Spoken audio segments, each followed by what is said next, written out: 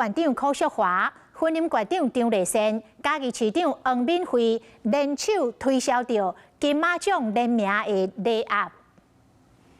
今年南投县、婚姻县、嘉义市同齐推出3项有城市代表性的金马联名商品，分别有南投的金蕉含茶、婚姻的土豆，佮有嘉义的台农82毫米，来打造农业伴手礼。咱食这吼，食甜甜吼，爱去当吼，一定要配好茶，配咱南投的好茶。 除了3县市含金马绿叶联名的商品，现场嘛展览品汇南投婚姻良品含家饰好店真侪项优质产品。主办单位强调，透过品牌跨界合作，希望让有关3县市的农业含文化产品的知名度。鸡肉饭的精神其实跟米非常有关系。我们用来自台湾最好的好米，当然我们也研发好米。